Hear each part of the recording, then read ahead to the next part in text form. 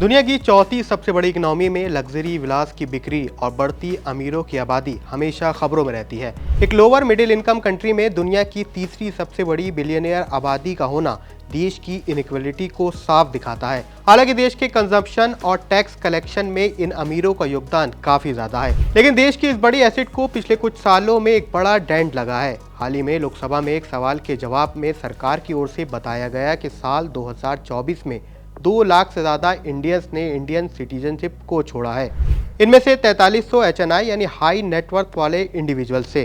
तो आइए इस वीडियो में जानते हैं कि इस बड़े ब्रेन ड्रेन की वजह से इंडियन इकोनॉमी को डायरेक्टली और इनडायरेक्टली कितना नुकसान होने वाला है। अगर HNI की वेल्थ देखें तो इनके पास $26.2 बिलियन यानी 2,25,000 करोड़ से ज़्यादा की नेटवर्थ है।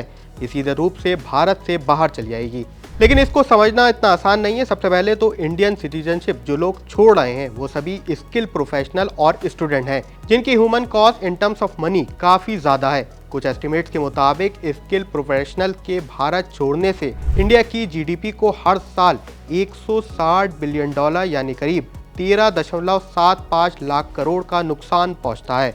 ये economic loss direct tax collection, pension, innovation, resources से होता है।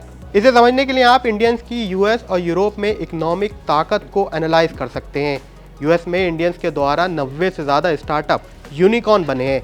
US में सबसे ज़्यादा इमिग्रेंट्स बिलियनियर्स इंडिया से ही आते हैं। साथ ही टॉप कंपनीज के CEO और फाउंडर्स को तो आप सब जानते हैं, जो कि इंडिया से ताल्लुक़ रखते हैं। कुछ इसी प्रकार से यूरोप की सबसे बड़ी इकनॉमी जर्मनी में भी Indian professional highest earning immigrants में शामिल हैं, जिनकी मंथली वेज $5416 के आसपास है। अगर सेक्टर वाइज देखें तो इंडियन डॉक्टर और मेडिकल प्रोफेशनल्स, रिसर्चर्स भारत सबसे ज़्यादा छोड़ रहे हैं। जो लोग दूसरे देशों में जा रहे हैं, इसका बड़ा नुकसान भारत को अपॉर्चुनिटी कॉस्ट के रूप में देखना पड़ रहा है। हेल्थ केयर प्रोडक्टिविटी में कमी की वजह से हर साल देश की GDP को 3 से 4% का नुकसान होता है।